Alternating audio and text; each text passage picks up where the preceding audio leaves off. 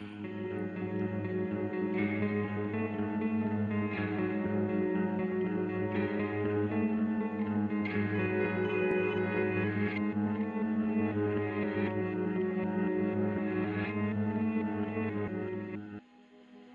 firm writes most highly of your talents. They say you are a man of good taste. Hey guys, welcome back to Spooky Tuesday, a weekly podcast where we're breaking down all of our favorite slashers, thrillers, monster movies, and black comedies on the new scariest day of the week. I'm Sydney Thompson. I'm Monica Height. And I'm Chelsea Duff. And this week, we are getting ready to be horny on Maine. Be prepared for it just to be Horn Dog Fest for however long this podcast is. And it could go for a while. We got a lot to say. Because this movie is so long also. And also there's not a single slow-mo moment. Like there's always something with this film. They're always like, these ladies are gonna eat you. Like this wolf is chasing people around. Like no slow moments. You're just digesting things constantly for 2 hours and 7 minutes. And that movie that is 2 hours and 7 minutes long is Bram Stoker's Dracula, 1992. I don't know why. I feel like I have to say like the whole. Yeah, I think legally, yeah. No, you have to. Because if you just say, I mean, obviously, hopefully you guys know this is a movie review podcast, but if you just say Bram Stoker's Dracula, they might think you're talking about the book. And there's also been so many other Dracula movies. Like, I gotta be specific. Many. Okay, but this like might be the be all end all. I think, yeah.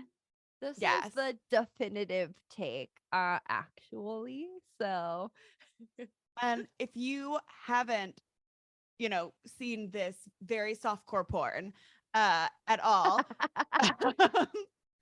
IMDb says the century-old vampire Count Dracula comes to England to seduce his barrister Jonathan Harker's fiancée, Mina Murray, and inflict havoc in the foreign land. Yeah. I will say though, I'm like looking at the poster for this movie, and even it's horny. Of course it is. I've never seen this poster, the IMDb poster before. I've only seen the one with the spooky, like Dracula devil face zoomed in. This one's horny. Oh my god, so horny. I mean, her dress is very low down on her arms. Her arms are all like tucked together, like emphasizing parts of her body. She's got that sexy little shoulder and neck décolletage on display. Satan's shoulder, baby. What? Oh, so I did 1 year at Catholic school, right? And all the nuns would, if you like showed your at your shoulder area, it was referred to as Satan's shoulder because it was too sexy. Okay, Stop. I mean, like Catholicism is not it, but like it's Catholicism itself is so horny. Come on, it's so horny. Ecstasy oh my god, of have Saint y'all Teresa, watched? please. Y'all watch the show Evil? I know Yes. Sydney has. I finished season 2, by the way, Sid. Very exciting. We'll talk after this. But yeah, Catholicism is horny as fuck. Yeah. Oh yeah. But the clavicle is one of the hottest parts of the body. So yes. Yeah. Satan fully would be agree. tempted. But also too, like this book is like what? An 1800s book. It's like a Victorian era. Yeah, it's like 1897 or something like that. You read it, didn't you, Monica? Yeah.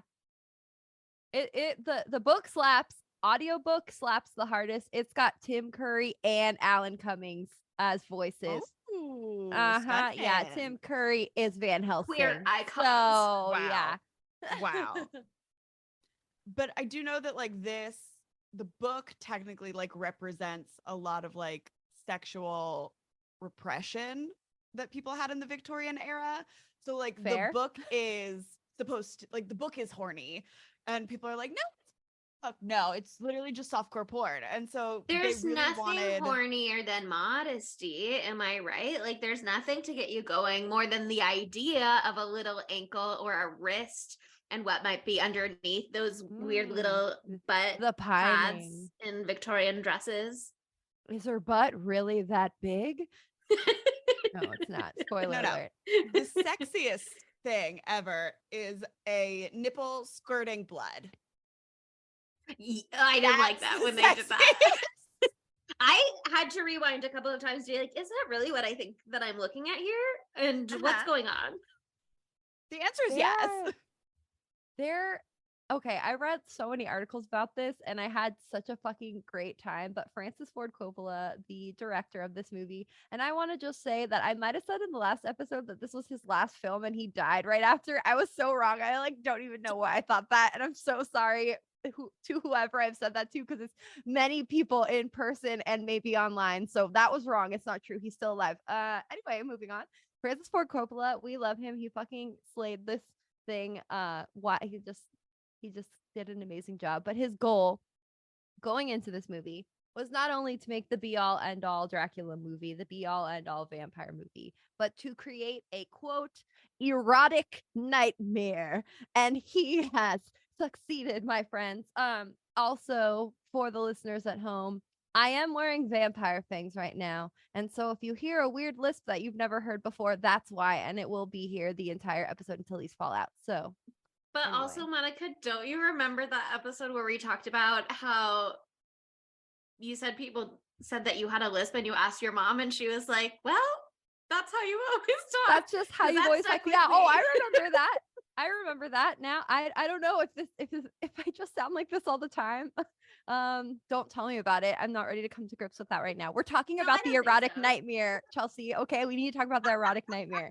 I just like that your mom low-key roasted you. I don't know. me. Yeah. Yeah, no, she roasted Classic me. Sandy. Yeah, she fucking roasted me. It was brutal.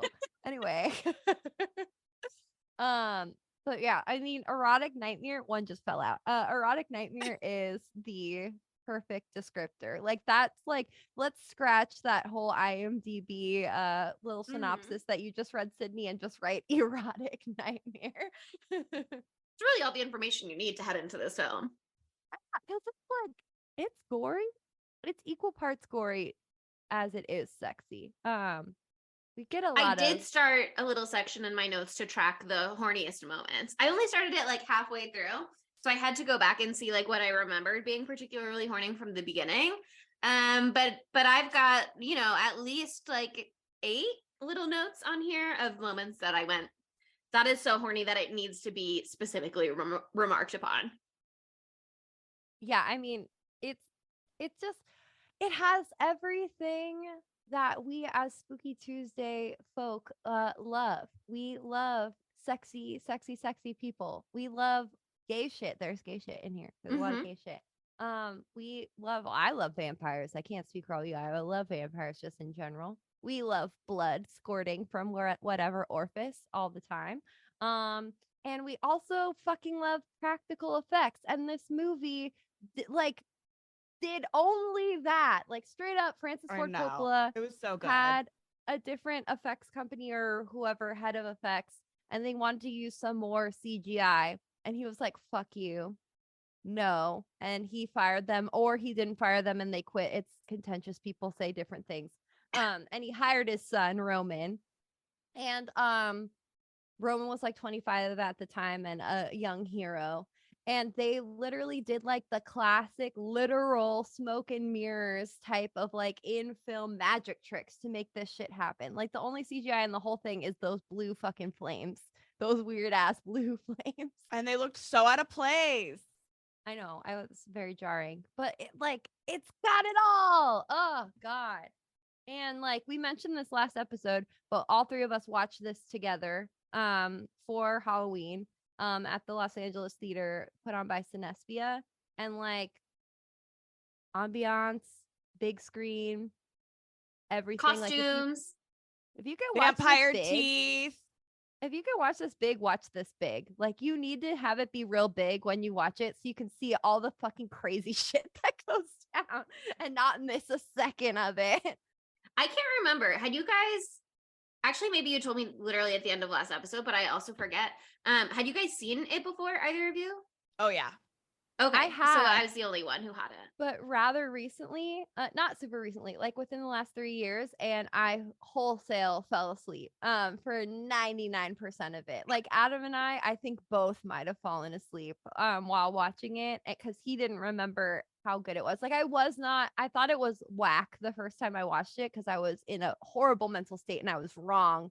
And you can be wrong and you can admit it on the pod. You're and I so was wrong. brave. I am so brave. Thank you. I was wrong back then. Now I know the way and the light. This is a great work of art. Yeah, I mean, I like obviously watched it in the theater with everybody. It was fun. I had a great time. We were all like being cozy. Again, there's literally so much going on in this movie that I think I kind of just like let it wash over me at that time. And I didn't necessarily like engage with it as a film. I just like let the movie play at me. So it was interesting to watch a second time. And like know what was coming and like not necessarily be on the lookout for anything. Because again, there's just so much happening that it I really like it. It's really well done. It's really super interesting. But you know, when you're like looking at a very busy painting and the eye does not know where to rest necessarily, or like if you're listening to the Bleachers new remix of Taylor Swift's Anti-Hero and there's so much little production stuff going on that you're just like, like you can't like soak anything in the whole time. Yeah. It's there's no moment to like sit and digest any of the film really. It's just non-stop the whole time. And I'm entertained by that, but again, I feel like it's hard for me to like have takeaways a little bit from the film other than Gotta watch so it horny multiple constantly. times. Let me watch it 5 more times and get back to you. Once a year. No, because I think that's like a benefit of it. Like obviously it's overwhelming and like if you're not ready for that, then it might just seem like too weird. Like the first time I watched it. The second time I watched it, I didn't even see all of it because I had to wait in the fucking drink line for hella long. Anyway, I also like, think there's like so much lore from the original story that they're trying to just cram in. You know what I mean? well, yeah, I mean that's just like how the book is. It's like I have like a whole thing I want to talk about with like all the things that a vampire can do according to Bram Stoker and according to this film because it's stuff you don't see every day. Like turn into a giant pile of rats. Oh, we can't I go there love yet, but that. yes. But I think that because it has so much going on, it makes it more fun for the rewatch. When I watched it again, I was like, well, I didn't notice that weird thing, and that time the shadow moved, and that other thing that happened. Like this was so like, yes, overproduced and overdone. But like so masterfully. Like he literally storyboarded every single scene of this entire movie, drew it out in little drawings, and there's actually like an animation of the entire movie pretty much, not exactly how it ended up being, but because he drew all of it out to such a degree, like they put it in a slideshow and it was almost like a stop motion animation of the entirety of Bram Stoker's Dracula, and apparently it's on YouTube, but I didn't have time to look it up. But yeah, so like it was just like, yeah, over engineered to the nth degree, but like goddamn did he have a vision, baby. I love the opening scene of this movie. Yes, Like, let's get into it. I think it is the most beautiful, like outrageous, like introduction to a movie that we've watched in like a really long time. And we've had Seriously, some banger openings lately. and this one is kind of jarring as it opens because it's kind of like in medias res and no one like it's all like subtitles and you're like, what is happening? I did not know that was started out during the Ottoman Empire. Like, what's happening? But like you feel soothed because you get to see Gary Oldman. God, saying soothed with these fangs is not good. That's bad. I'm Saying so sorry. soothed with Gary Oldman also. I don't know. He gets my blood boiling a little bit, but Okay, I'm sorry. I didn't finish what I was saying. You get soothed by Gary Oldman in the like most grandiose suit of armor that anyone has ever worn. The blood red suit of armor. It's just gorgeous. Yeah, I mean, I think what is so cool about the beginning also is the way that they do so much of it in silhouette. Yeah, And shadow puppets. well, they did it with real actors, but they talked about doing it with shadow puppets apparently. Um and they wanted it to be like a whole shadow play. And there is a moment later on when they're like at the little, I don't know, porn theater. What was going on with that scene? But when they're at the theater, they do like see real shadow plays. And it was reminiscent, obviously not a clear reference, but it was reminiscent to me of the way the new Candyman started with like the shadow puppets, Totally. the way we talked about earlier this year. Um, I just think it's like such an interesting way of doing like a war scene for one, where obviously that would be very hard to film realistically if you're legit showing everything. But it lets them do some like fun, super violent things without having to like get into the nitty gritty of that. And it also gives you that like great moment where he like steps into the light to finally show his face and is like, God be praised, I'm victorious. Like he has this giant moment where he's like, finally the light shines upon him. It is God's will or whatever, blah, blah, blah. You know what I mean? They have fun with that. They do a lot of very fun visual things in this movie. Like it's a visual feast for sure. Oh, truly a feast. There's so much going on. And then, I mean, there is a reason that this movie won the Oscar for best costuming because like just every costume like wows you more than the last. But shouts out to Winona Ryder's first costume as Dracula's OG wifey. I don't know what that character's name is. Elisabetta. Elisabetta, of course. Um just so gorgeous, and I love the juxtaposition of like the green with his bright red, and His like muscle suit of armor, like it literally looks like muscle. it does look like muscles. I didn't think about that. Astute. Yeah. Oh god, there's a guy at the showing that we went to who was literally in that armor. I was like, how did you make that? How would you make that? People are so crafty. It was incredible. Cosplayers are really good at that shit. I wish that I was passionate about cosplay, but that He sounds like so much work. He probably was sweaty. He looked like he was a little disgruntled when I saw him, but he was also in the long wine line, and so that was probably why. But okay, wait, I have a question. Yeah. I feel like I know the answer to this, and that you are supposed to immediately recognize her, but the way that they like shot, like cutting between Keanu being serious to like, oh, Winona's here, hey, isn't that the same lady from before? Like, are you supposed to make that immediate connection, or is it like kind of hazy, the Elisabetta Mina thing initially? Is it supposed to be? What's the deal? Well, I think it's pretty obvious because like we know what Winona Ryder looks like, but I don't think Right, it's and Winona necessarily... was so famous already by the time. Yes. Yeah. I mean, that's actually funny because Winona was part of the reason that Francis Ford Coppola did this movie in the first place. She had been approached to do a TV movie version of this, or like a, I don't know, like a short series based on the same script. And she loved it so much that she showed it to Francis Ford Coppola, and he was like, holy fucking shit, and stole it from that director. Poor guy. But he got to be an exec producer, so it's okay. But she like was ingrained in this from the get-go. But yeah, I think that it's weird. It's like a thing, a trope in vampire lore, like this like reincarnation of a lover. And I really wanted to do more research on it, but I couldn't find like what I was looking for today. But I think that it's like you're supposed to be like, huh, they're the same, that's the same actress. Interesting choice. And then like as the movie goes on, it becomes more clear, like, oh, he thinks that it's the reincarnation of his Elisabetta. But then, like, you don't expect her to actually be Elisabetta. Yeah. But as the movie goes on, you're kind of like, oh, wait, she remembers things. She knows things about him. So, like, is she actually reincarnated? Like, kind of, yeah. And it's so that's that, like, the extent of it is a slow reveal. But I think the I mean, it's Winona.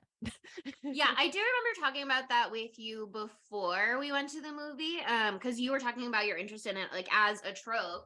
And I think we thought of a couple other examples where we were like, oh, they do that here and there as well. Yeah. But now I can't think of them.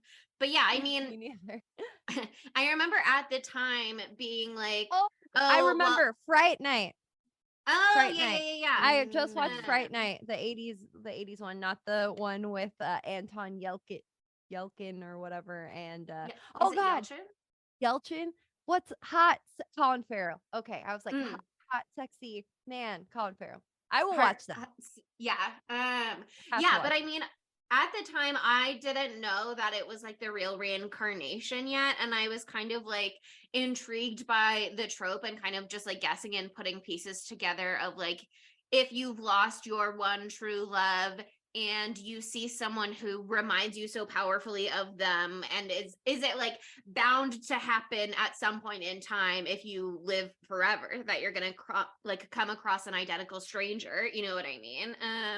It Takes Two style as opposed to like Parent Trap style, you know what I mean? Yeah. Or like, was the power of his love still existing in the earth, resurrecting her spirit and implanting it into poor Mina's body? I don't know. Yeah, my other Could be question with anything. that trope that I'm not knowledgeable enough to know the answer to is I wonder if it implies that like one will be resurrected if you wait long enough and you are bound to cross paths again, or is she being resurrected every single time that she dies and is reborn again, but it took this long for him to cross paths with one? Yeah. Like, do you go into, if resurrection is real, do you go into a queue? Every time you die, do you immediately get uploaded into a new baby, or do you have to wait 400 years or thousands of years? How many years? A lot. Many. It's been a while. It's been a long Like time. when were the 1800s, I guess, so like 400 years. 400 years. It was 1400s to 1800s. Yeah. Yeah, 400 I don't years. know. That's Interesting the questions. regenerative cycle. Maybe. Or maybe she's been out there in a new country this whole time and he just happened to come across one Jonathan Harker this time around, or I don't know. Harkness. I don't know. Harker, I think. Harker. It's Harker. Okay. I only know that because it's literally on my notes right in front of my fucking face right now. Anyway, I just think it's such a like, I don't know. I'm a sap. I love romance. I love romance. And so I just think that it's like such a like gut wrenching just theme to be like their love is so strong and lasted through 400 years, and like they found each other again after like after being tragically torn away from each other. You know, I love that shit. Tuck everlasting, too. whatever. I don't know any of that stuff. Crimson Peak, I cry every time. Like it's just, I love tragic love stories. So at first, when I first watched this and when I read the book, I wasn't so moved by that. I think they really like made that more of a focus for the movie. But again, I did fall asleep for part of the time that I listened to the audiobook of Dracula, just to be fully honest with the crowd here. Because it was on a road trip and I got sleepy. So I could have missed the part where there was deep, passionate romance. Yeah. I mean, but they really I think upped the ante in this film. it is hard for me to like really dive into and get emotionally invested in the love story between Mina and Dracula here, just because I don't think that I am enough of a monster fucker, you know what I mean? He is just Can't relate. yeah, he does not appeal to me, and I want Winona to kiss Lucy more. That said, she clearly loves him. Happy for you, girl. Like whatever. It's just back to the beginning of the movie. It's just such a tragic, like Romeo and Juliet-esque, Yeah, like that's true. parting of their love. Like he like defeated the invaders. He did all this shit for God. And I want to talk about this the very beginning of how he becomes Dracula too, because it's so crazy. But like you go through all that shit, and then like fuck those fucking bitches for telling her that he died. That's so mean. Shooting an arrow into the Turks building or whatever. The damn Yeah. How dare they? And just got just a little visual effect really quickly. Like she eats herself off of the tallest tower of the entire world into the river below. That part when it's showing her love note to him, or I guess her like ending of her life note. And it shows her body like falling on the note.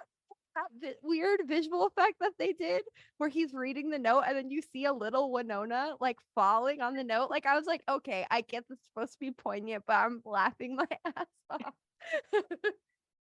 There's so many little things like that. But like if I had that situation happen to me, if I was fighting a whole army in a gorgeous suit of armor and Adam thought I died and drowned in the river, I too would also say fuck you God and stab God in the face to become a vampire. Seems like the natural course of events. I want to know, was the blood in the cross the whole time, or did it just appear when he stabbed it? You know, like Was cursing God. He was like, fuck you, God, fuck you, Jesus, you motherfuckers, I did all this shit for you, and what have you done for me? I renounce you. And then like they were so disrespected that they squirted blood everywhere. This is literally how he becomes a vampire. He stabs the cross, the cross squirts blood at him, and then he drinks the cross blood. So was it God's blood? Maybe. He sucks God's blood and then he becomes a vampire. And I he did think it was creates like vampires. Yeah, I thought it was super, super interesting because I obviously we're all so familiar with like generic vampire lore of like crosses keep them at bay, drive a stake through their heart, garlic, blah, blah, blah. And so the crosses thing in particular, I think we're so familiar with just generally that I never really engaged with it or questioned it. And I didn't know whatever the original Dracula lore was from Bram Stoker, I don't know. Bram. Okay. Bram. But like it was really fascinating to be like, oh, like that's where it comes from. That's kind of what is happening here and makes sense. Not to give this movie too much credit necessarily, but if you guys saw the new Thor movie, Love and Thunder, it does kind of this same trope in the beginning of like what happens when people who have given everything to religion find out that their sacrifices are essentially meaningless to God or gods or whatever. And if religion is truly so powerful, like how can that power be perverted when you're no longer acting in the sake of it as opposed to like acting opposed to it? I don't know. I didn't know about vampire lore, Dracula lore in that same way. Yeah. I thought it was really, really cool. But like the whole drinking God's blood thing that you were saying from like stabbing the cross, obviously Catholicism, etc., is like communion is Body a of thing where you're Christ. symbolically drinking Christ's blood and eating the body of Christ with the little communion wafers. Obviously, we see a communion Yeah. wafer have a very relevant moment in this movie.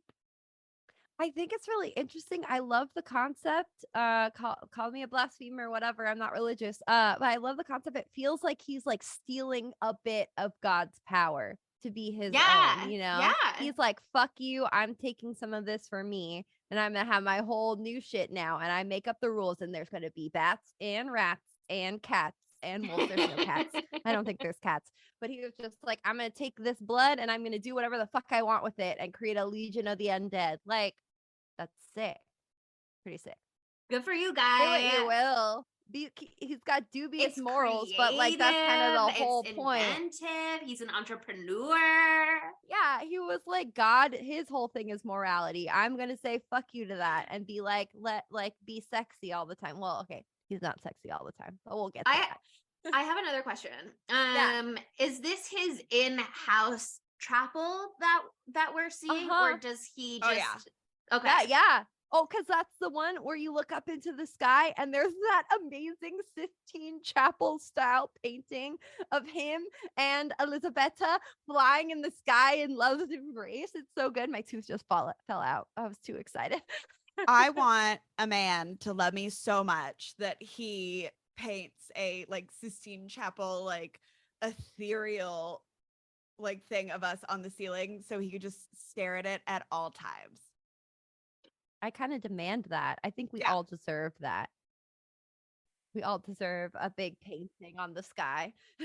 Do you think he brought in an artist like right away while Elisabetta's perfectly preserved but presumably waterlogged body was like still laying there on the floor? What? I already had that. What Oh, do he you already had mean? that? That predated Yeah. her death? He was like, oh, yeah, we're just rich. And we just like, He's king. damn. Sure. He's the king or whatever of whatever. I don't know. Or a duke. He was or a I don't knight. know. He is He was a- fancy. But yeah, I mean, clearly rich. So he was like, I love my girl so much. Put it in the sky.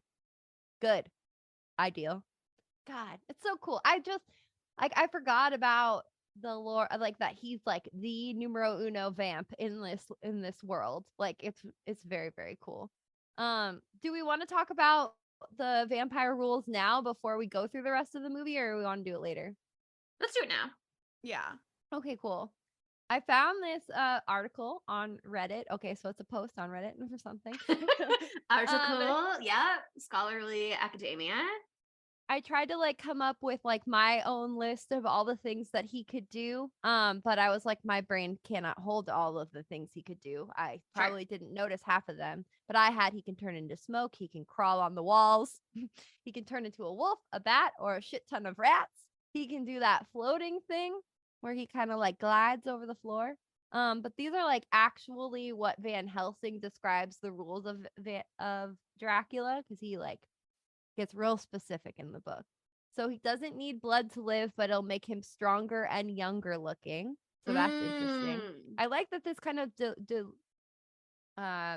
deviates, that's the word I'm looking for, from like the lore that we're so commonly seeing. He doesn't eat regular food. He doesn't have a shadow, classic, no reflection in the mirror. Has the strength of many of his hand. That's a direct quote. I think that means he's very strong.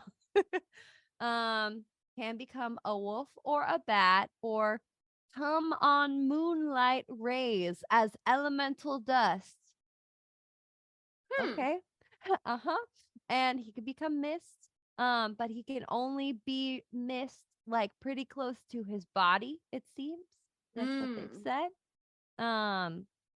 And it says, however, this is where we get into the limitations. If he be not at the place whither he is bound, i.e., his earth home, his coffin home, his hell home, his place unhallowed, he can only change by himself at noon or at exact sunrise or sunset. Interesting.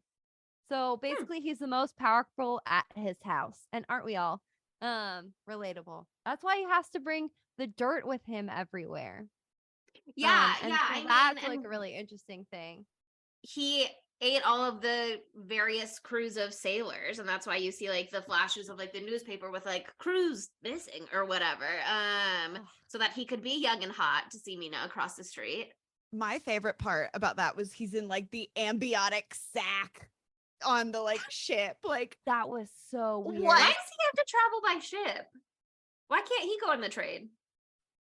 Well, I think they needed to like transfer his dirt over there so he could be powerful.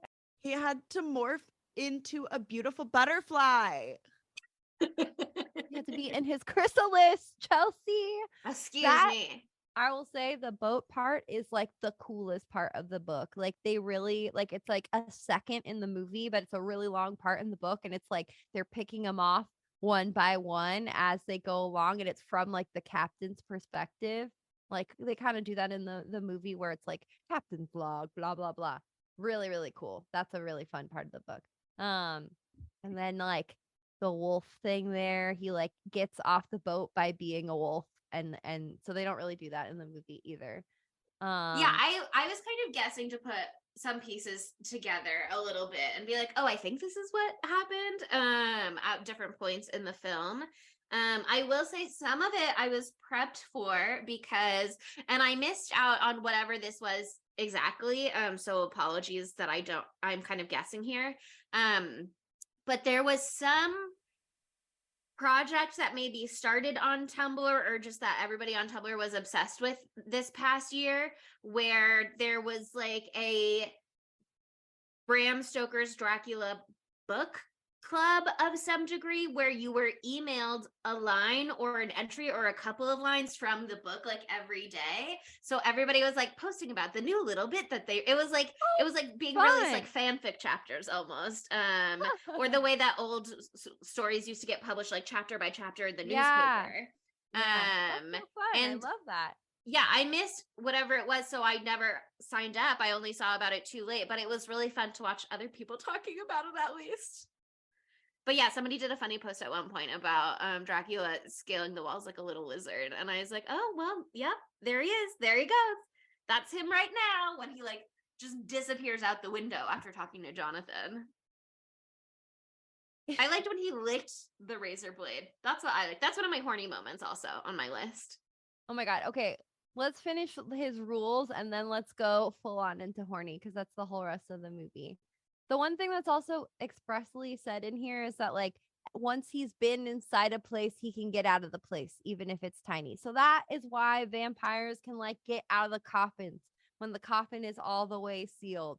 Doesn't really make sense. We don't ask questions. We just say, okay, that's what vampires can do. That's like why later Lucy can like get out of her fully sealed tomb to go eat babies. Yeah. Interestingly, also, if you can get fed on by a vampire and be totally fine. It's only if you drink from a vampire back that it's an issue, which was confusing to me because they kept being like, well, what's his face? Van Helsing, who's such a little bitch, kept being like, Lucy did this of her own accord. And it's like, no, I saw Lucy after she was ravished and she seemed upset and non-consenting. But there is an implication that at some point she did willingly drink Dracula's blood. We just didn't see it necessarily. Yeah, but I also think that like when she's like so anemic and so drained of blood and so like, well, that's the other thing. It doesn't necessarily say this explicitly here, but I don't know if it was one of you I was talking about how like vampires definitely need to have that like dazzling effect on people. Otherwise, they're in the 21st century. It just really wouldn't work out. But like he definitely can like bewitch people kind of to do the glamour, their bidding. Yeah, the glamour kind of thing. And that's one of my favorite vampire powers. I think that is fucked up, but everything about me is designed to draw you in. About me. But yeah, so he probably was like, yeah, it'd be a really good idea if you become a vampire and eat babies for the rest of your days. I think it'd be cool. Like, okay, I think you should try it out. The weird thing is that like with the garlic and the crucifix, they like make them silent with respect. That's what it says here. It doesn't make any fucking sense to me, but that's fine. Okay, some of these don't make any sense. Oh, and they can be confined in the coffin if a branch of a wild rose is placed on the coffin. Sucks. Yeah, I know. See, that's the thing that pisses me off, and that's why this movie is better kind of than the book. Is because like these vampires are so fucking powerful, but if you catch them like at the wrong time and they are asleep, they're just like so sleepy that you could just chop off their head and like they put up no fight. Like it just like that part doesn't make sense to me. Yeah, they have to have a weakness, but it's just like, oh, like if you find them at the wrong time of day in the witching hour, blah blah blah blah blah, you can just chop off these bitches' heads. Like that. There's a lot of loopholes here for sure, because there's the whole like the cross will protect you thing, and like Dracula sees Jonathan wearing the cross and is like, like he's like flinching away from it, and he scurries off to go climb the walls. But then when Jonathan is with the vampire brides later, she just like melts it right off him. So here's a thing that I learned from Salem's Lot. And again, everybody changes the lore. We've read Twilight, so she made them sparkle and run real fast and jump. Like, you know, like you can do whatever you want, I guess, within the relative realm.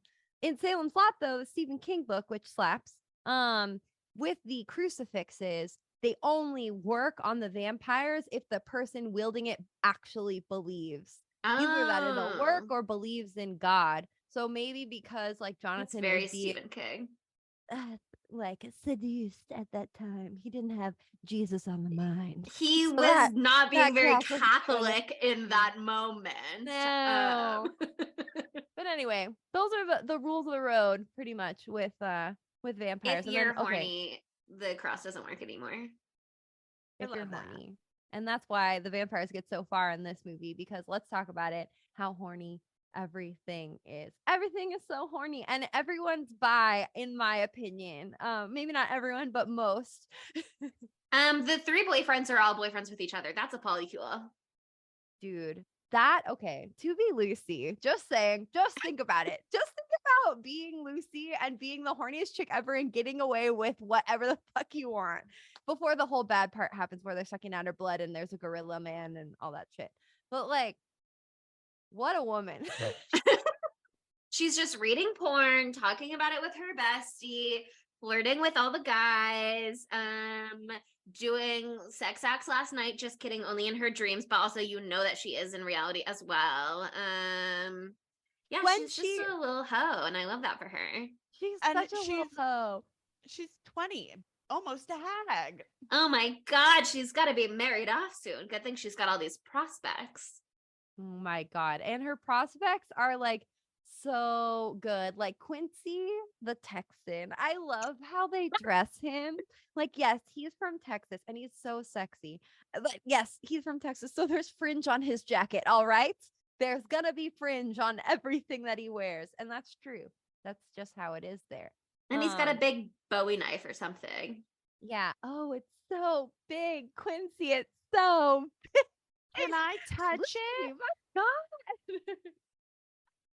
She's a little And- hoe. I love that for her. I love that for her. She's just flirting with everyone and having a blast. I mean, she's also got Arthur, who is literally the hot, sexy man from Princess Bride, Carrie Elwes. That's my How best do you guess say too. Yeah, I don't know. I don't know. Hard to say. He Cool is to say.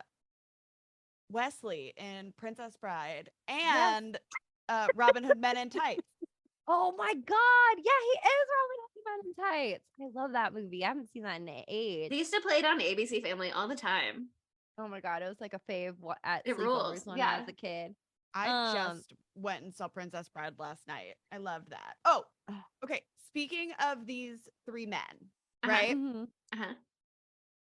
This is how we are continuing our theme of F-slur November. Oh, Okay, God. Oh, yeah. no. They I'm ready to do hear it. not say it in the movie. You No know, F slurs. all of these men do say it. Are being like, just like Justin Long, like, what up, buddy? Is like the tenor Yeah. with which they're taking that. Well, here's the thing too. Since they're all in love with each other, they're like, we're in Victorian, London. We cannot express our desires, so we're just gonna bully each other and call them the F slur. When really all we want to do is kiss, because there's so much kissing in this movie, and they just. wanna I kiss think each they other. probably are kissing, but they just say no homo. You know what I mean? So it No, doesn't they count. No, they say, No We're F slur. not- no F slur. we're not F slurs. That's what they say. They're like, no homo. I'm no F slur. It's just See? Exactly. a little You smoochy for know. my pal. Paying no attention to the fact that back there, then that word did mean a bundle of sticks, but it's fine. They knew. They were aware. They were aware. They knew what would happen with time. But we didn't talk about our third boyo, which is Dr. Jack Seward, who's like a huge part of the book.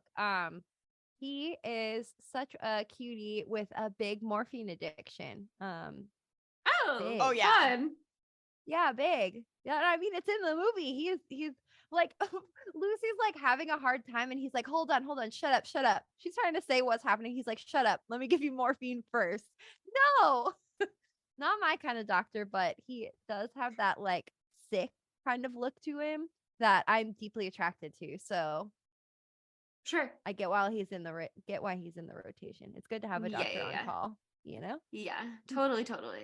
Okay, but you know who that actor is? And it took me a while, and I think I might have mentioned it to Chelsea when we were like watched it in the theaters. The actor who plays like Jack, the doctor, is the manager of the Spice Girls in Spice World.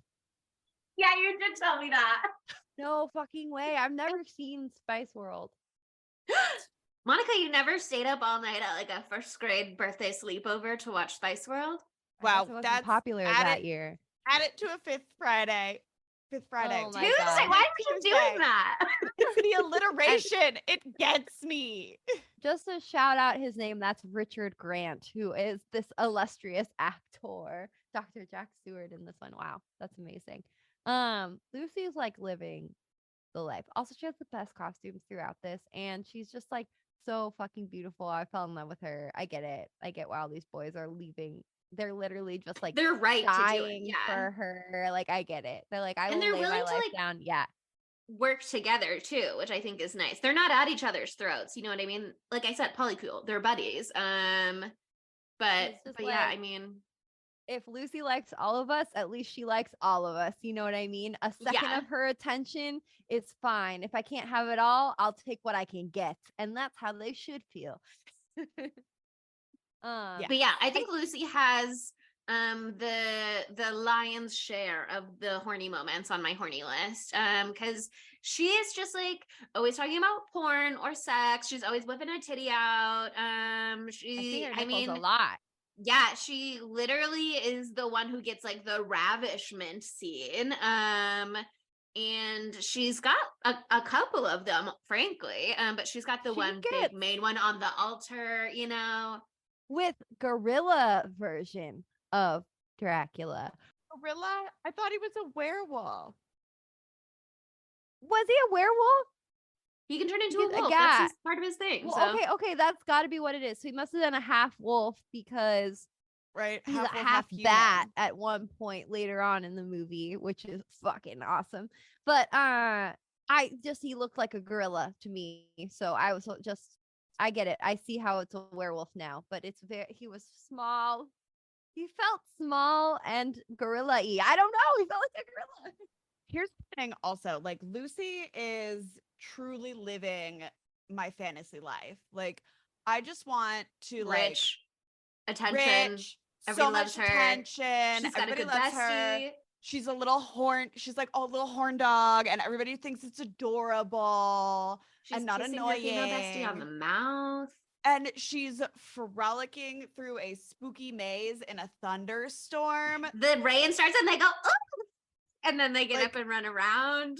Wait, can we literally talk my about that for a dream. second? Like, have you ever been in like a horny rainstorm? Like the rain comes down and all of a sudden it's on like Donkey Kong with Yes! whoever's in the vicinity. Amazing. Is Yeah, that we've what all happens watched when The there's actual Notebook. weather. I don't know. We don't get the rain that often here, Sydney. So we don't know about the horny rain, okay? It has been raining a lot here the past few days. And I do think had someone else been here with me, I could have gotten caught up in a moment, you know?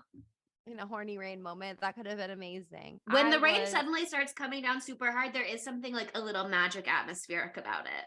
Listen, Hillary Duff knew when she said, Let the rain fall down. like, Mhm. horny. That song is horny.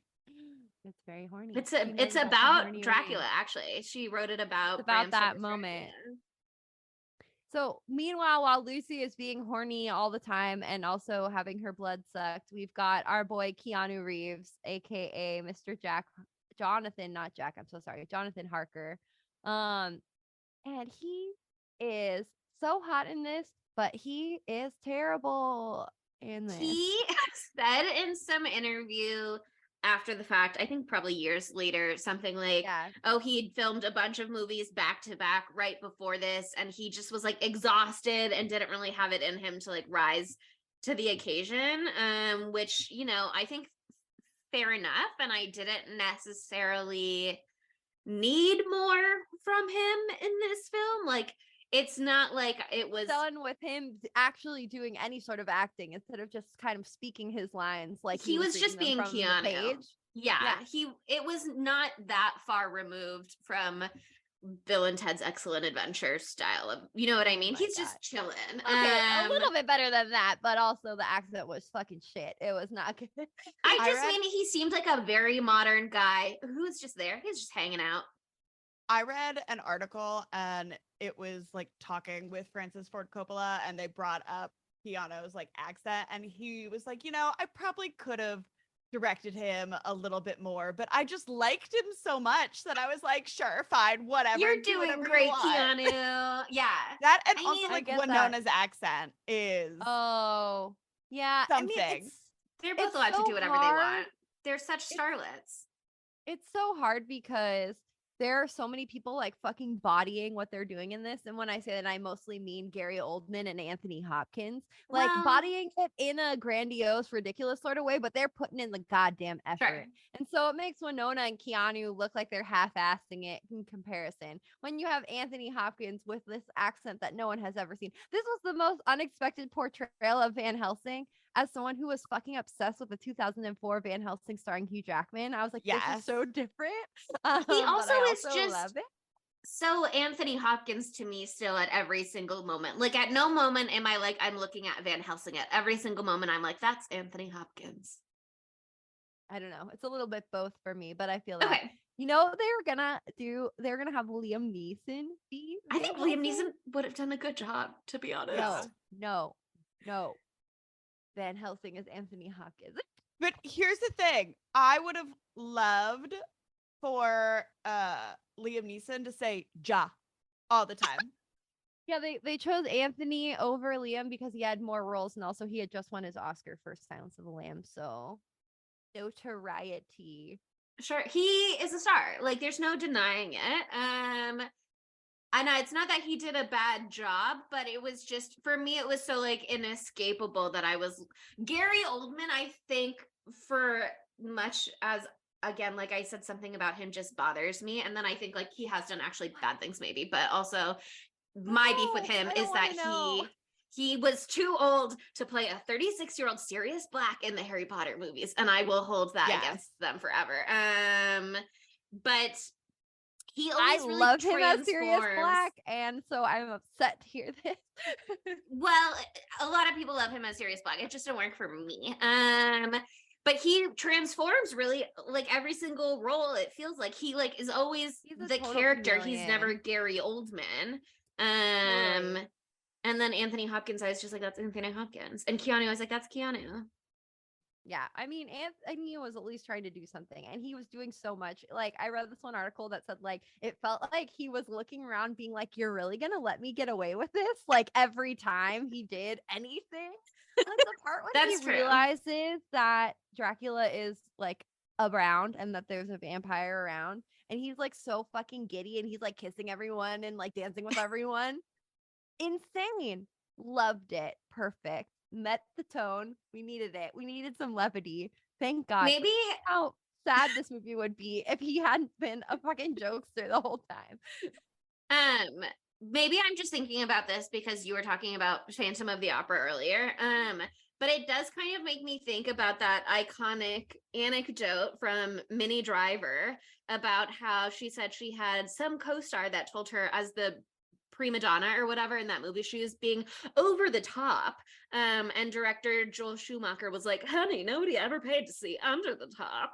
Oh wow. And yeah, sometimes you just really have to like be fully camp and bring it. And that's I think the dichotomy here is that some of them are being super camp and then some of them are being super normal. Super regular. Yeah, and I mean, again, the pop culture discourse lately has kind of covered Keanu a little bit with that whole weird Matthew Perry memoir coming out, and a lot That of was people, so weird. yeah, a lot of people were speculating that it was not necessarily personal beef with Keanu, and like Matthew Perry basically came out and said, like, you're right. I guess I should have said, I wish I were the one who was dead and not Keanu. Which woof. But What? people were kind of speculating that it was just like he is not necessarily in touch with like the modern day pop culture moments and the reassessment of Keanu as a beloved figure as opposed to like just a mediocre actor. And I think this movie is kind of what reflects that a little bit, where it's like Keanu is just being Keanu, and so if Matthew Perry's thing was like these incredible talents and then Keanu, if this was the only Keanu thing that he has seen in the last 30 years, you know, okay. Yeah. But he shouldn't say that Keanu should die because that's not nice. Oh, But that's he really shouldn't say sad. that he should die either because that's sad. Yeah, it's very sad. But okay, we got to talk about the other side of this. We've talked about Lucy, we've talked about that, but like with Keanu himself, let's talk about his time in the castle with Dracula because like talk about camp. Anytime that Gary Oldman was in the old Dracula face, I could not believe it. They Oh my had to God. shave part of his hairline for that. The giant hairstyle. I was so like, why is that the choice that they made? Because is the character like hiring somebody to come in and do it's obviously a high maintenance hairstyle. But apparently the costume designer, apparently the costume designer that they were working with took like a lot of inspiration from like Japanese kabuki theater and stuff like that, and you can really see that in some of the costumes at the end. And so it is a very like geisha style hairdo. And you know, back in the day, it's not a hairdo that you do every day. It's a hairdo you do like once, and then you sleep with something under your neck to protect your hairstyle, and you just like have it that way for, you know, if you're Dracula, presumably a very long time. But Totally. And I was wondering too, I was like, why isn't he making himself young all the time? But it's probably because like he's trying to interact with like the outside world. So he's interacting with these two different, I'm going to say accountants, because I can't remember what they call them in old timey times. they say that Keanu is like a clerk at a law firm, essentially. Well, yeah, basically like they don't really talk about this that much, but like Dracula has like this whole plan that What is his plan? yeah, I'm going to tell you right now. His whole plan is that like it gets interrupted by finding his love of his life, but he was trying to like buy all these properties like all around London so he could like go there and like have his soil there and then like increase his flock essentially. He's just setting up a new home base. Yeah, sort it's of like more bases, like satellite operations, He's if you will. expanding the business. Yeah, he's like, I'm over Romania. London's Breaking where into it's new at markets. right now. Yeah, the economy. Yeah. So he had what's his name? Tom Waits' character. What's his name? Renfield. Oh, that's a good guess. Renfield. I knew the character's name, but I didn't know if that's who you were talking about. Yeah, Renfield. Let me just say really quick props. Talk about people bodying it and being camp as fuck. Tom Waits in this movie, absolutely incredible. He's eating bugs. It's fucking sick. His hair's crazy. He's got the little glasses. He's like, what if you brought me a little kitten? And they're like, don't you want a cat? And I don't know what was happening there, but what a haunting exchange. But also talk about what a wasted plot line. Oh, yeah, it doesn't go anywhere in the movie, but like there's a lot more of like him like being bewitched by Dracula in the book. And so it kind of like shows you like how he can put you under his spell and like by promising you eternal life and all that. Oh, it's fucking gay. He's like so devoted to his master. Power dynamics, bad, but the love is there, at least on one side. Yeah, I mean, it is. I think he does serve a little bit of a role. He takes up so much screen time for the effect that he has on the plot, but he's there, I think, mainly to show like the thrall that Dracula can have without even really intending to in any particular moment. Like it just is something that exists without necessarily needing to be exerted. And he tells Mina whatever at the end that she's then like, oh, you betrayed me to Mina, whatever. I don't know. I was like, okay, anyway. Well, I think the thing with him is he was supposed to go back and do Dracula's bidding because like he was the Jonathan Harker before Jonathan Harker. So he went over there and then he came back, but then he was so like fucked up from the experience of living with Dracula for however long that he couldn't keep it together and he got committed. Like, which like we don't blame him for having psychological effects from being probably like weirdly sex tortured for a period of time. We've all been there. Yeah, we don't blame him for getting a bug fixation where he eats them all the time. Poor guy. But yeah, so that kind of backfired and he's trying to still help from being in his cell.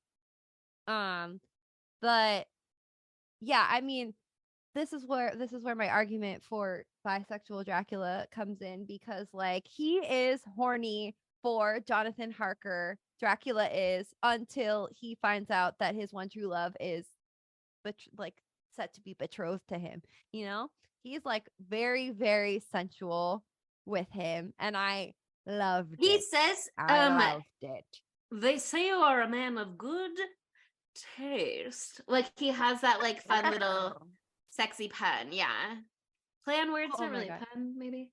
Well, Anyway. and even when Jonathan's with the three sexy witch ladies, he's like, "Why are you touching them? He's mine. He's Why would you mine." do that? Like, Yeah. get your hands off my things. Here's a baby. Eat the baby." But then Not- he leaves Jonathan with them anyway. So what was that about? Well, because now he's going to Mina. Yeah, he gets distracted. He's got to get Sure. Jonathan out of the picture now. Priorities.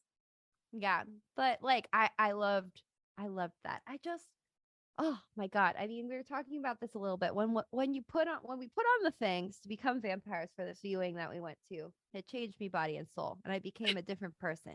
And I'm wearing That's them true. now, and I even feel a little bit of it now, But like, there's just like this sort of like blanket sexuality that comes with the vampire, and I think they do such a good job of doing that in this. It's just like it's so erotic. Everything is erotic. Every touch, every look, every glance when he's in the room, even when he looks like a weird squid worm slug man when he's the old guy. Like he's putting on the Ritz for him, okay?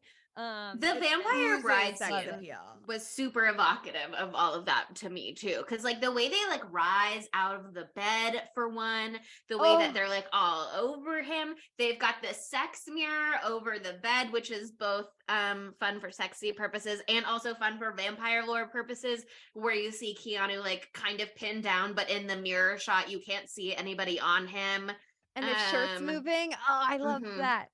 They do Yeah. so much fun stuff with the shadows and the mirrors and the There's reflections one moment throughout. with the shadows early on with Jonathan and Dracula where they're just like talking, and Jonathan's talking about Mina, and the Dracula shadow hands are just like strangling him. Loved that. Yeah, his shadow is like different. Like I don't know if that was someone like puppeting of. I don't know what that was. I can't tell you what that meant. Like, is his shadow a separate entity from him in that moment? Yeah, or it's like IMDb Peter trivia. Pan's shadow.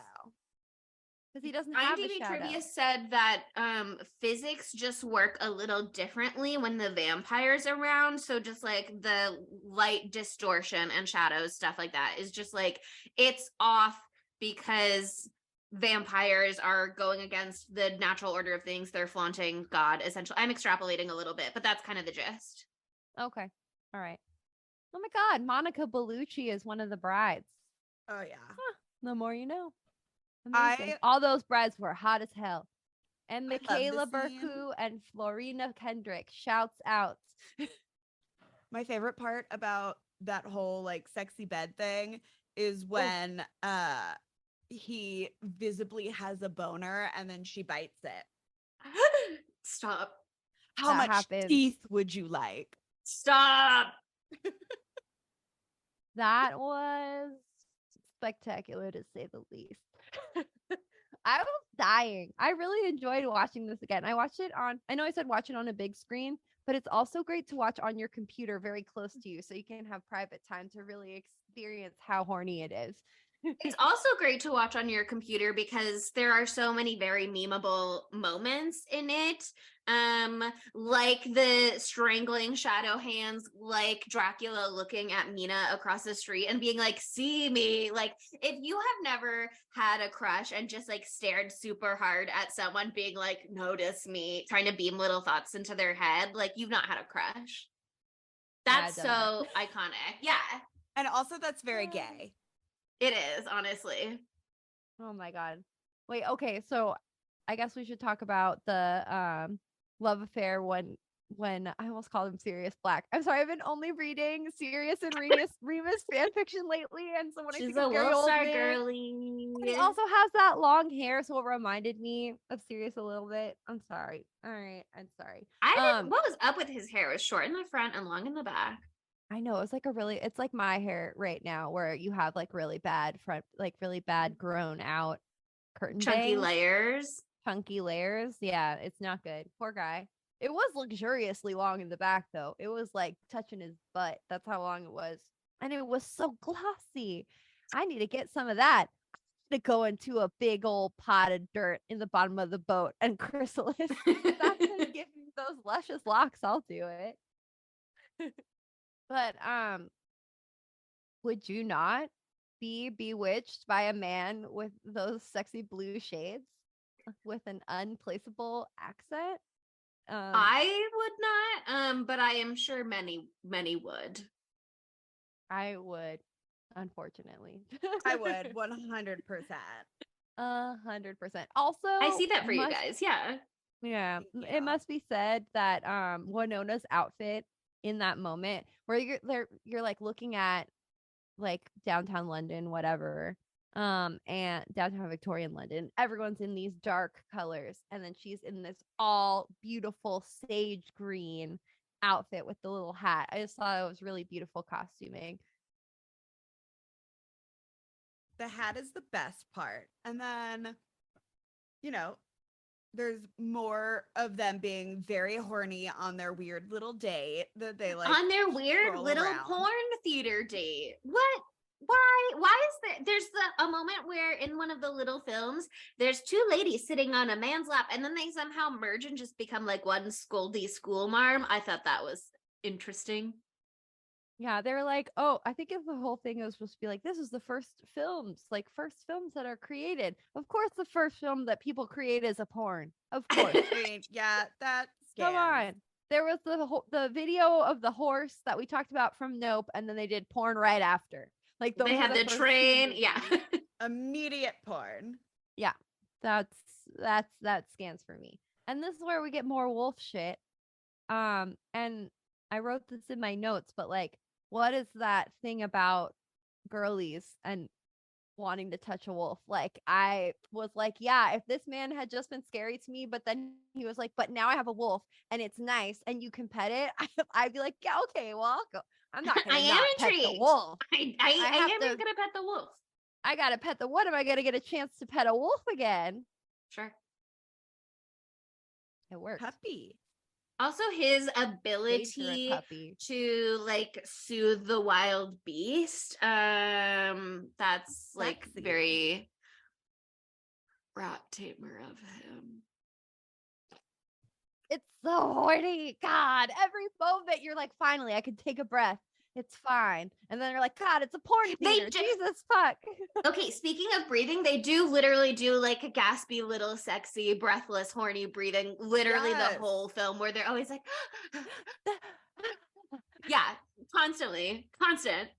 I'm looking at my notes and they literally tell me nothing. Like, That's Oh, because and again, it is so hard to talk about like coherently the plot of this movie because there's so much plot.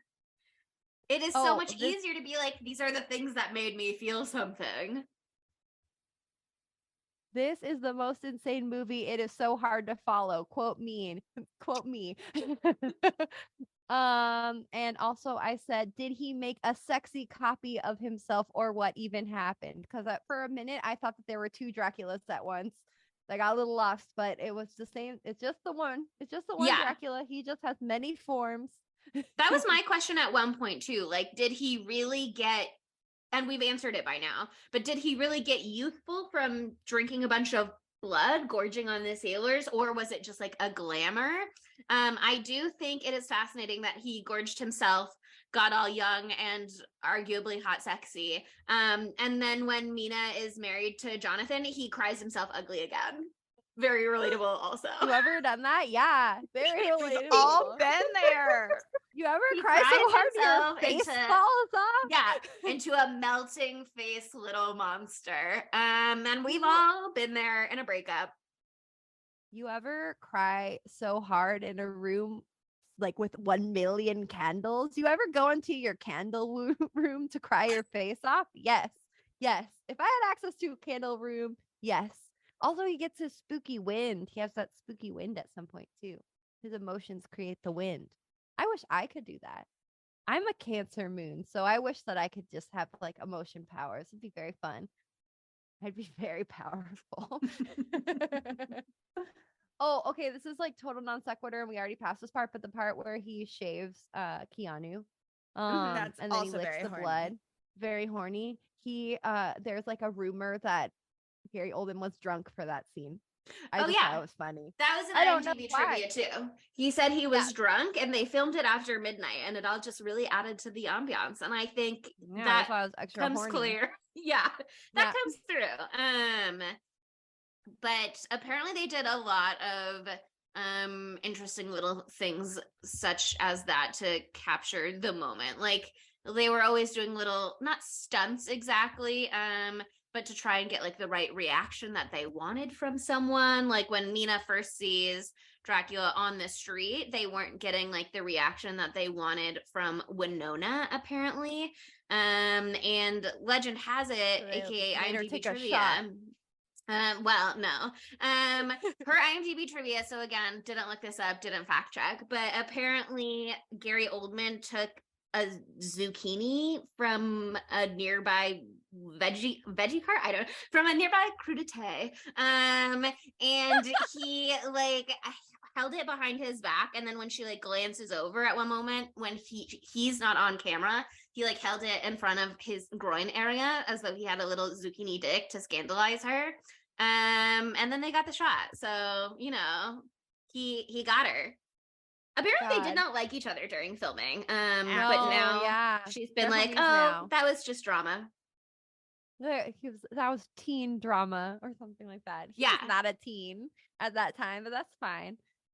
She seems to be accepting a lot of the responsibility for that. But also she did get to marry Keanu. So I mean, I think there's just like a drama left and right. Oh yeah, because I forgot like they were legally Yeah. legally married for right? Well, weren't they? not that was a legally married, but a real real religious Romanian ceremony. priest. Greek Yeah, that was, like- Orthodox. Oh, I'm sorry. Romanian is where Yeah. our They boy did is from, reshoots my in bad. LA for that part, apparently. Yeah, because I know like if you get married like foreignly, you have to get married in the US first, and then you can have the ceremony. So like they could have been legally like married in that country. But They Oh, were God. the In the thing was States. that the Greek Orthodox priest performed a real marriage ceremony. And so again, they never filed for In a the marriage eyes license of with the state or the anything. Lord. But yeah, the Greek They are Orthodox betrothed. God said that, you know, they got married. And apparently they still text each other like, hey, hubby, and stuff like that. They probably don't say Oh, hubby, but she says they are husband or whatever. perfect. That's Do you so think funny. Winona's a hey hubby kind of gal? I don't think so. Yes. I hope not. Yeah? But like ironically, you know. Mm. An I did try ironic to watch husband. that rom-com that they did with my mom at one point, maybe called like The Vacation or something, but it's just them talking at each Oh, other the whole time. Destination Wedding. Yeah, it was cute. And then I was like, this is a lot, and I had to check out. Okay, well, back to horny things really quickly. Mhm. This movie made me like think about like going downstairs and opening this tiny bottle of absinthe that I have and like immediately drinking it. Like I was like, You're like, I'm gonna get absinthe drug. Yeah. I literally said, I need absinthe right now. I'm gonna drink it for the episode, which I didn't do, but I have a absinthe spoon, so I could do it right now if I wanted to, but I'm not going to because I'm being responsible. But you ever drink absinthe and then your hot new boyfriend turns your tears To for your diamonds. infidelity, I guess, into diamonds? No. know, Adam Then I never guess you does that haven't for dated me. a man rich and powerful enough. I know. And now I'm upset about When it. will your time come? This is so when unfair. will my time come? I have a niche thing to bring up. Y'all ever watch Gumby? Yes. Know Sure. about Gumby? Do you know about like the little dog in Gumby? And when he cries, it's pearls. Oh. Anyway, that's just a through line right there for all my Gumby fans out there. For all my Gumby girlies listening. Gumby girlies. That's where they got the idea. I don't know what came first. When was Gumby? Gumby's always been around. Okay, so this movie is 10,000 years long, or 2 hours and 7 minutes, depending on how you look at it. And so we can't talk about every second of it, or this will be a 4-hour long episode. So we're just gonna cut to the nitty gritty, the real important shit. And the most important part for me, maybe of the whole movie, besides every part that Lucy is in, is the sexy Mina becoming a vampire scene. Because it made me feel things that I felt I should never feel. That is in the so many moment. different ways. Yeah, that's the moment when we were in the theater you giggled out loud. So And disrupted the entire viewing experience. um Oh, fake. Okay. I like that they use practical effects. Oh, this is so the introduction of the scene is that Dracula enters Mina's bed chambers while they're all out there all the boyos are out there trying to like kill him because they think he's in his dirt boxes. Joke's on them. He's out there fucking Jonathan's wife, essentially. But he sneaks into her room as a spooky green mist, yeah. which is very iconic and looks super fucking cool. But this is one of the like really complicated practical effects that they had to do. And they basically had to use something called a 50-50 mirror, which is commonplace in like an illusionist like magic shop. Like they're literally using like magician tricks to make this they shit used magician happen. tricks for the vampire bride scene too when they like rose out of the bed. Yeah, it's like so amazing. But like the smoke was created by dry ice, and it was like oozing around the velvet, and they lit it by green lights reflected in the mirror. So basically, they had a duplicate set, and they used this mirror, and there was like at like a 90-degree angle from the original set. They had a duplicate set of the same size and shape. And they somehow used that with the mirror and like played over the smoke backwards in reverse to like make that scene happen. It literally doesn't make any fucking sense to me at all. Like I cannot understand it in any way, shape, or form, but it sounds so fucking complicated just to get that green smoke. I love it. Commitment to the craft.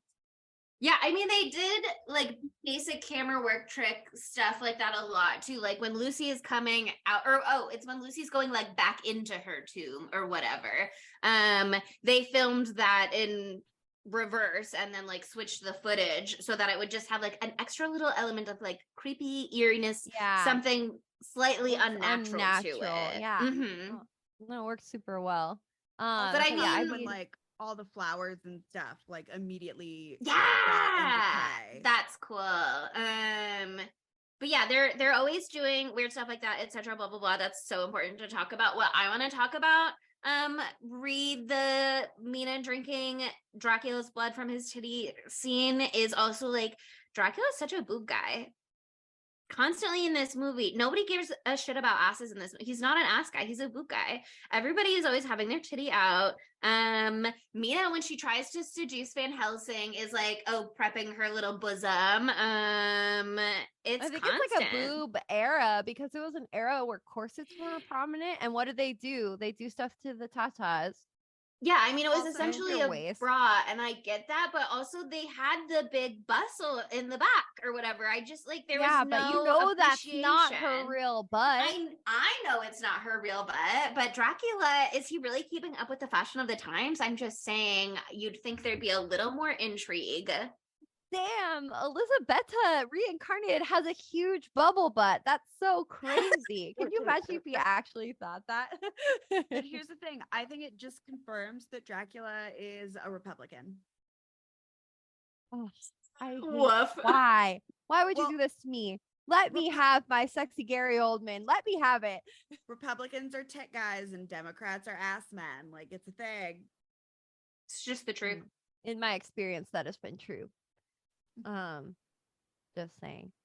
But okay, the scene in of itself is just another one where it made me go romance pine, very bad, shouldn't feel this way, but here I am, because this is their first time reuniting since Mina was like, no, I must leave my sweet prince behind and marry Jonathan to save him from going prematurely gray. And like she's like trying to fight it, but like it's just this is where it becomes so clear that like she really is Elisabetta, like she is in some way her, and she like has these memories and has this like incarnate like innate love for him, and I just like love that concept. So hot. It's so hot. And when presented with the nipple, you like the soulmate trope? Partake. I like the soulmate trope. Okay, I don't mind the soulmate trope. I'm down with the soulmate trope. I love it. But I also love that it's the fakest nipple I've ever seen. Like it's just so fake. It looks so fake, but it's awesome. And the blood He should comes have out cut so his real weird. titty. But she's just like she loves it. She's like lapping up the nipple and it's horrifying. And it just is so disrespectful that like she's out there like sucking for so long and he literally leaves and flies and turns into half Batman and everyone comes back and she's just still like licking up the air. I'm like, how dare they do this to Mina? They're Right. making her look way too intense. Oh God. But like that's where like I just thought it was really funny that like later on in his life, Gary Oldman went on to become like a very important character in the Dark Knight and the whole like Batman trilogy that's so popular. But he was actually the original Batman or one of the earlier Oh, Batmen. That One of dude. a more organic Batman in that moment because God, I love that makeup so much. God, I love that fucked up half bat makeup so much. It makes no sense. He's just some bat guy. This is the crux of the whole movie. You get fake nipple, you get blood, you get that weird smoke thing I just talked about for too long. You get him as half bat gross thing, and then you get him exploding into rats. Like, where do you get that these days? Where do you get a man disappearing and then there's a perfectly packed pile of Man-shaped. rats in Yeah. the shape of a man? Is he a man? It is he just iconic. a pile of rats in a coat?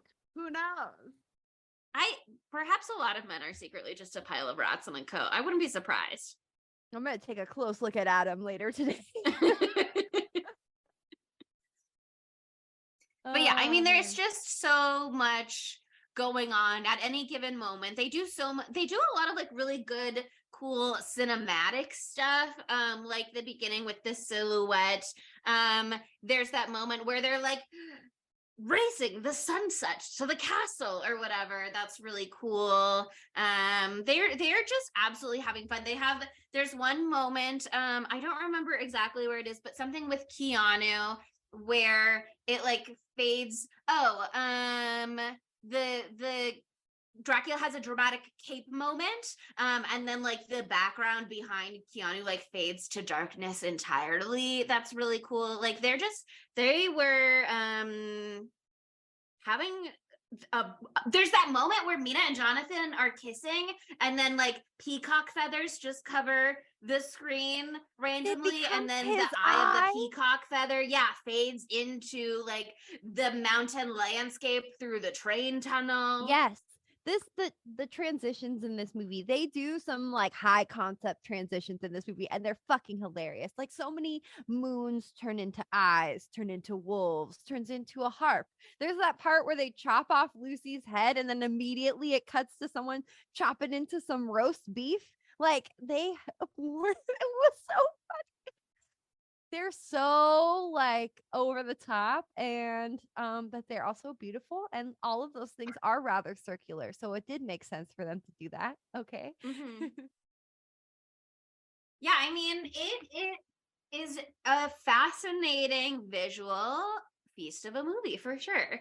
I do think something a little more serious about this movie that is interesting is obviously it came out in 1992 and they focus a lot on the blood aspect of it, not just because it's a vampire movie, but arguably because it is coming at the time of the AIDS epidemic, which started like roughly 10 years earlier.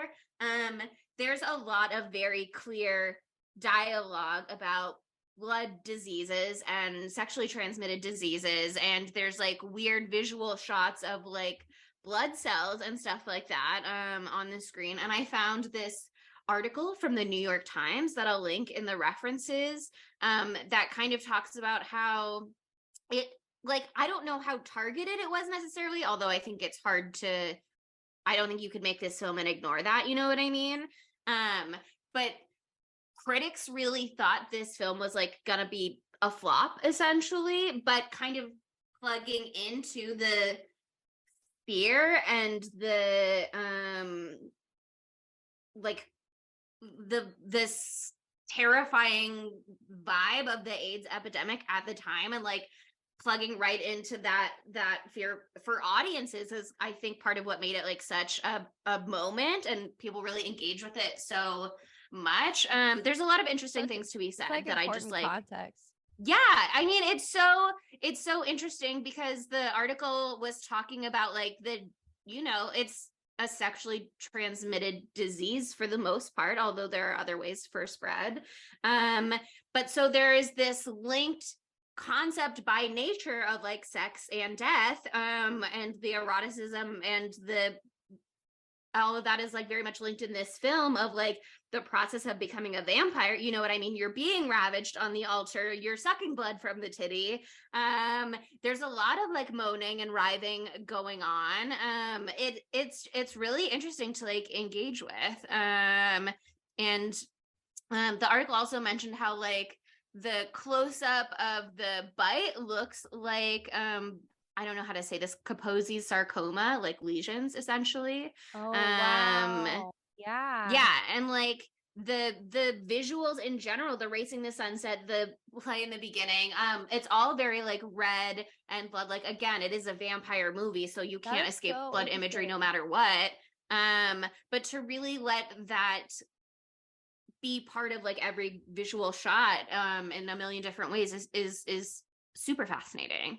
No, oh my god, I can't wait to read that article. I just like read And the Band Plays On this summer, so I would love to read that. Yeah, I mean, also like the fear of like, oh no, like anyone could be infected, and they're like they could be out here like infecting babies, like all the fear mongering that was happening at the time. And then you have these like vampires, like he throws the baby to the vampire brides, and like Lucy's carrying away the toddler into the crypt and stuff like that. I mean, I think it really tied into a lot of the hysteria is the word that I was looking for earlier.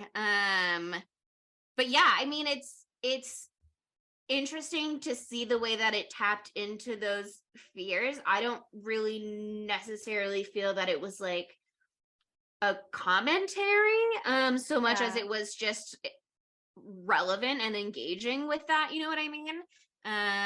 But everybody can draw their own conclusions, certainly. No, it's really, I'd love to watch it again and think about that more. I can't wait. Yeah, there was another article that I found from someone who went to the University of Wolverhampton, which is in the UK, and I didn't read the whole thing because it was 30 pages, but I read the abstract, and it's about like horror and voyeurism and venereal infection, syphilis, and like anyway, all that stuff. That seemed interesting too, so I'll link that one as well. But again, I didn't read it, so I don't know, but the abstract seemed great. Yeah, no, it's really interesting to think about it in that context, because I was not born when this movie came out, and if I had been born, I would have been not watching this or knowing the context of anything. So no, that's really interesting. There's a lot of crossover there. To go in a completely different direction, the final scenes of this film are ridiculous. The very, very end of this movie, they made it a lot better than the book, because the book ending was the biggest letdown ever. And I'm not saying that anything different happens. It's just more exciting when you get to see it. It's like they're chasing and they're chasing and they're chasing and they're chasing him, and they're doing all this shit, and it's crazy. Wow, wow, wow, wow, wow, wow, wow. They find him for 1 second, they kill him immediately.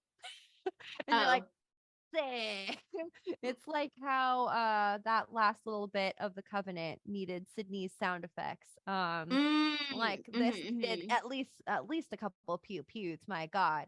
But what they did, I think, made it a lot more meaningful. Like in the actual book, Jonathan is the one who chops off Dracula's head and kills him. But in this one, it was actually oh my god, hold on, what's his fucking name? Star Wars,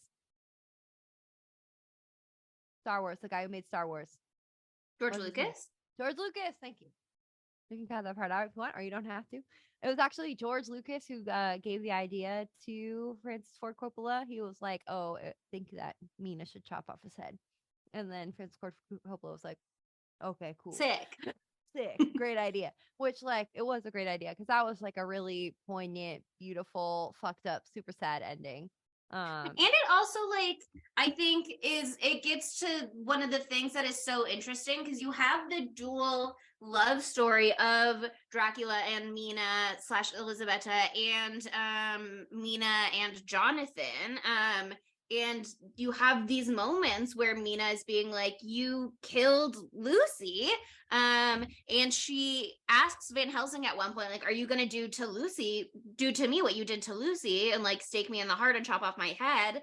And so when she says that to Jonathan at the end, it's this really nice moment of him being like, I could never do that to you. I love you, which is the same kind of element where Dracula's being like, I actually am chickening out when it comes to turning you into a vampire because I don't want to damn you to eternal demonization, essentially. And so, like, what can you do or will you do for the ones that you love? And she does it to Dracula to like spare him from the ongoing, like, not just from being hunted down by these people, but also like, yeah, the curse that he's like been under essentially this whole time. Yeah, no, it's such a beautifully tragic ending because, like, yeah, just like you said, he was like, this whole time he's been doing this because he wants to be reunited with his love, but he's like, this life is not a life, and he wouldn't damn her to that, even if it meant they could be together.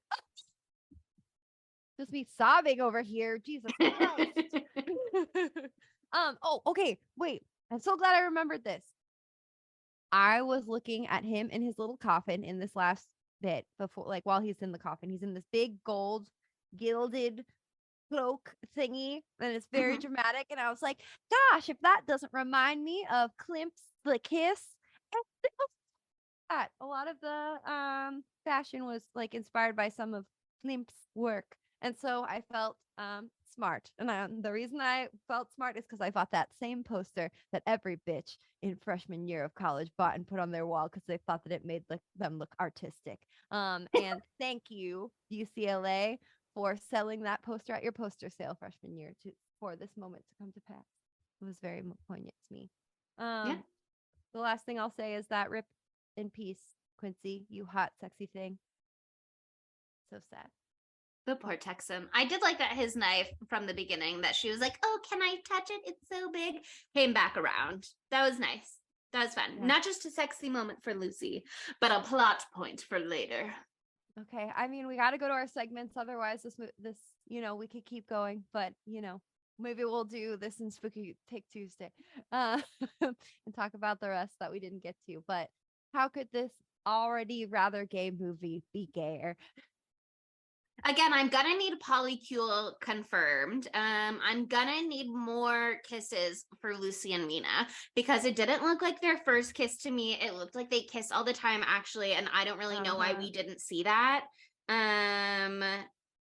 It would have been a 3-hour-long movie if we had seen all their kisses, and that would have been. But they had so many scenes together. I think you could have added a kiss into each scene, no problem. They weren't ready. How sad. Yeah, I mean, I think we could have had maybe a little more tenderness between Dracula and Jonathan. But it's not really about the intimacy or the romance for them. That's pure sex appeal. Like, does being a vampire, like, you become a vampire? My tooth fell out. And do you become do you become queer, like, as part of the transformation? Because I feel like it's like par for the course. Like, you have. I think that you are living so long. Sexuality is a spectrum. At some point, you either get bored or curious or desperate for new experiences. So whether it immediately turns you gay or not, it is a statistical inevitability that you would be gay, at least at some point. Here's my sentence I thought of. You live so long that you can surpass compet. Finally, compulsive heterosexuality. You don't even need to go to therapy. You just need to live long enough to process it naturally on your own. You just see stuff for so long and you're like, damn, yeah, that shit's bullshit. And then you just kiss everybody. And it's better. Also, like, lots of periods of history have been like pretty queer and accepting of queer things, Yeah. and different cultures are, it's not like he's living in puritanical United States for that whole time. You know what I mean? I don't know what's going on over there in Transylvania in the 1500s. Like, who knows? I will Yeah. say though, I know it's technically straight, but it feels gay. Is Winona Ryder Mina like seducing Anthony Hopkins? Mm. Oh God, that part was nuts. Like that He part has just little like hands that- feels gay. That's because she's under the thrall of the vampire brides as well. So she's performing sexuality with and for them as part of their alliance and coalition. It's not really about Anthony Hopkins. Obviously, that's just a tool that she's using. So it's Imagine about being the brides. such a silly, horny boy that you're like, this He doesn't woman question who it. is betrothed to both a vampire and my dear friend is like, yeah, I actually always wanted to fuck you, Anthony Hopkins. And he's like, yeah. Mhm. He's like, that tracks. I felt that actually this whole time. Oh, that simmering tension between us. Yes, let's finally You felt act it too? on it. Finally. I love that he stops her with the communion wafer and she gets that Mhm. stupid cut on her forehead. That was something that was deeply personal to me because one time I put a suction cup speaker on my forehead to pretend I was a Dalek and I played a James Blake song out of it, and not even the whole James Blake song. And then I took it off of my forehead and I had that exact same mark You on had my a forehead hickey. as a bruise. Yeah, like a hickey for like a month. It was there for a month. Speakerphone So I hickey. like really felt connected to Winona in that moment. I did like how it faded away to show like the curse is really over with his death. That's what had happened to me. Well, did you behead anyone at that time? I should have committed murder. Damn, rats. We'll never know what might have happened. Have to. But try yeah, it I again. mean, no. Again, movie's pretty gay. Could be gayer. Could always be gayer. But what's next? Maddie Lily. Matthew. Where would Maddie Where would Lily be? Lily fit? I think he'd kill it as Renfield. Oh yeah, he would. But Tom Waits was so good. He would have made a great Jack, the doctor. Is that the Texan? Oh No, no, it's that's the Quincy. doctor. Jack is the Mm. morphine addicted doctor, and I totally agree with you because he's Yeah. just got He could that play any of weirdness them, enough. probably. But the doctor's a fun one for sure. Yeah, that would be a really good place for him. I'm satisfied with that. Who is the dumb bitch in this movie? This is actually a really hard one because Yeah. everyone has some nice redeemable thing about them, even though they suck real bad. Some of the I time. know. I mean, obviously Van Helsing is in theory trying to stop the vampires. It's a plague, etc. Blah blah blah. But I'm happy to let him be the dumb bitch. In part for the seduction, in part for just being kind of a silly goose. You know what I mean? He is like literally so crucial in the book. Like they make him so silly in this, but like they would have been lost without him. Straight up, everyone would be fucking dead. From the book, so that makes it hard for me to give it to him. I accept your nomination though. Would be the dumb bitch of this movie. Who? Yeah, like That's her Oh. question. yeah, like I'm trying to figure Oh. out who I would nominate. Like Oh, sorry. I thought that you cut Not out right when you Lucy. said who. Not No. Lucy. She's Mhm. perfect. Not Mina. No. Not Dracula. no, Maybe the original church in the beginning that said suicide is such a sin that vampires were created because of it. love that. Oh, you know who could be the dumb bitch? The people who shot the arrow into Elisabetta's thing, and that's why she killed herself. Oh, You found it. You did it. saboteurs. You Yeah. did it. You did it. You did it. Do you think they The knew that Ottoman they would Empire. create vampires through a series of wacky events, a comedy of errors?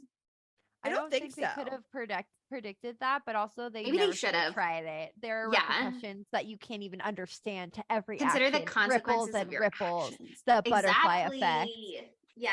Speaking of the butterfly effect, when are we gonna do the butterfly effect? Oh my god, I Oh my love God. that movie. After we do Tusk, that's first. Okay. Nicholas agrees with me. Shouts out.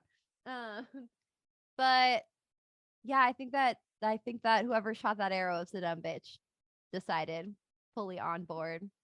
That brings Okay. us to our knives out of 5s. And so you said that people were down with this, right? I mean, it won Oscars. Yeah. Critics really thought that it was so horny that it would be like laughed out of theaters, basically, is the sense that I got. But after it came out and was like such a huge hit, I think they kind of changed their tune a little bit. Because on Rotten Tomatoes, this movie has 77% fresh from critics. It also has 79% fresh from audiences. It has a 7.4 out of 10 on IMDb. I think those are kind of a little lower than you might expect for a movie that has 3 Oscars, but those Oscars are for costume design, effects, and makeup, and it was nominated for art direction and set direction. So I think, like, you know, understandably, there's room for critique of like the story adaptation or like the way the plot is rolled out or acting quality potentially for some of these people. There's just so much happening at all times. I think that it's just like, again, a hard movie to fully digest. And I think that kind of brings down, I would say, the overall rating would be my best guess about like why those numbers aren't higher. But obviously it's a hit and a cult classic. I've been going first a lot lately, so I refuse. I'm putting my foot down. Okay, One of you don't have worry. to go first. I got it. I'm giving Mhm. this a 4.5 out of 5 Nice. because Okay. this movie's just fun to watch. Like, you have to be like willing to commit to it, but like it's so fun. It's so beautiful to look at. Like, it's camp. It's like pure camp. And it's like 90s camp. It's great to talk about and be like, oh God, Keanu Reeves' accent is so funny. Or, oh my God, why are they moaning like this? Or, oh God, why is Anthony Hopkins humping his leg? Know what I mean? Like, it's just so wacky and outrageous. And it's softcore porn. So, like, it could be a great date night movie to be like, Netflix and chill. hey, yeah, Netflix and Amazon Prime and chill. Like, let's go. Yeah, I mean, I think that said it a million times by now. It's a lot to take in.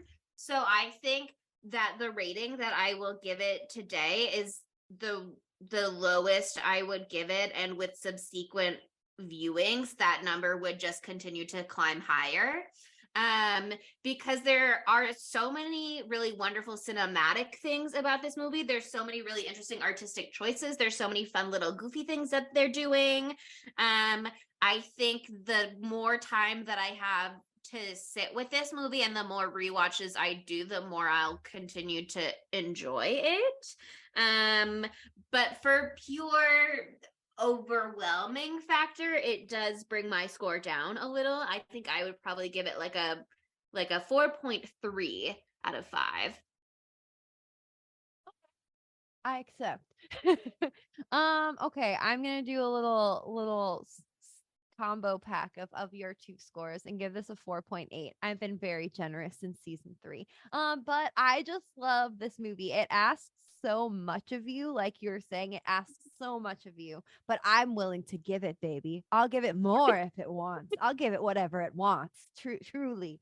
Mhm. And I just think it's so iconic in so many different ways and just so thought out in so many ways and not so thought out in other ways. I think it's hilarious. It's got, because it has its fuck ups, it makes it a little funny, because if it was that serious for the whole time and we didn't have Anthony Hopkins, I think it might be a little hard to bear. But it's, I don't know, it's got the romance, it's got the practical effects, it's got the blood, it's got so much. Also, we didn't talk about this, but it has like this incredible score that didn't get nommed for any Oscars or anything, but it was like super iconic and far reaching outside of this film.